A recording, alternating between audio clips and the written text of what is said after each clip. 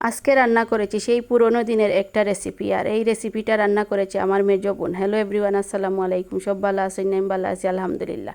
এটা হলো আমাদের শিমের বিচি, আর শিমের বিচির ডাল অনেক দিন হয় আমি খাইনি। আমার ছোটো বোনটা, মেজো বোনটা নিয়ে এসেছে শিমের বিচিটা। ভাবছিলাম যে একটু ডাল খাবো। মেজো বোন শোনার আগে আমি ঘুমে থাকতে থাকতে রেডি করে ফেলেছিল, আর এই আমি উঠার পরে এগুলো আমি রেডি করেছি। আর এগুলো আমাদের একটা অনুষ্ঠান আছে, সেই অনুষ্ঠানের জন্য বাজার করা হয়েছে আজকে। গরুর মাংস, মুরগির মাংস সব কিছু, আর সাথে মশলাপাতি আনা হয়েছিল। মেজো বোন বাজারে গিয়েছিল ছোটো ভাইয়ের সাথে, গিয়ে বাজার করে নিয়ে এসেছে। আমার একটু আজ ভালো লাগেনি, বাইরে যেতে ইচ্ছাও ছিল না, তাই মেজো বোনটা গিয়েছিল, নিয়ে সব কিছু মশলাপাতি নিয়ে এসেছে। নিয়ে এসে তারপর বের করেছিল। আমি ভাবলাম যে একটু ভিডিও করে ফেলি আর আপনাদের সাথে শেয়ার করি। আর এদিকে একটা মগ নিয়ে এসেছে, কারণ আমাদের 6টা মগ ছিল, একটা মগ ভেঙে গেছে, তাই একটা মগ করে নিয়েছে। আর সাথে নিয়ে এসেছে 6টা প্লেট ভাইয়ের বউয়ের জন্য।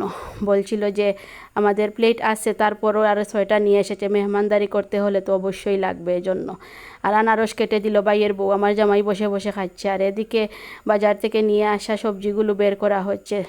ধনেপাতা, শসা আর সব কিছু সালাদের জন্য নিয়ে আসা হয়েছে। আর এদিকে আমি রান্না বসিয়ে দেব বলে মুরগির মাংসটা ভালো করে ধুয়ে নিচ্ছি। ভাইয়ের বউ সব কিছু কাটাকুটি শেষ করে দিয়েছে, আর আমি ভাবলাম যে পরিষ্কার করে নেই। অনেকক্ষণ পরিষ্কার করে তারপর বসিয়ে দিলাম। বসিয়ে দিয়ে আর এদিকে আমার বোন মেজো বোনটা ডাল রেডি করছে। শিমের বিচি ব্লেন্ড করে তারপর সব মশলাপাতি দিয়ে আর আন্দাজ মতো পানি দিয়ে হয়তো বসিয়ে দিবে। ভাবলাম একটু ভিডিও করে আপনাদের সাথে শেয়ার করি। আমার মা থাকতে এই ডালটা অনেক খাওয়া হতো, আরে অনেক দিন পরে এই ডালটা খেয়েছি। বিসমিল্লাহ বলে বসিয়ে দিয়েছে। আর এদিকে আমি মাংস বোনাটা বসিয়ে দিলাম। আমার বোনরা বলল যে বড় আপা রান্না করে ফেলো, তাই বাচ্চাদের জন্য এদিকে রান্না করেছি মুরগির মাংস আলু দিয়ে। বাচ্চারা আলু পছন্দ করে, ভাবলাম আলু দিয়ে রান্না করে ফেলি। এজন্য বসিয়ে দিয়ে সব ধরনের মশলা দিয়ে দিচ্ছি। মশলা দিয়ে অনেকক্ষণ কষিয়ে নেব এই মাংসটা। আর মাংসটা কষিয়ে আলু দিলে ভালোই লাগে খেতে।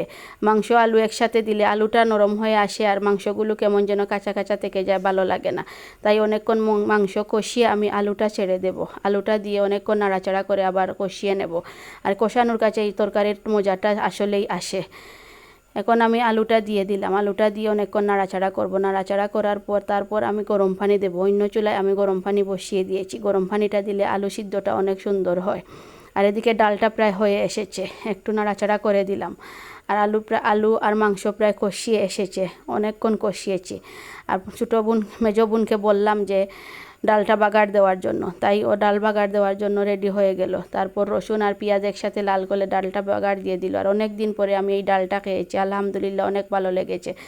আর আমার এইদিকে সবজিটাও প্রায় হয়ে গেছে। আলুর সবজি অনেক ভালো হয়েছিল, বাচ্চারা অনেক খুশি হয়ে খেয়েছে, আর আমারও ভালো লাগছে।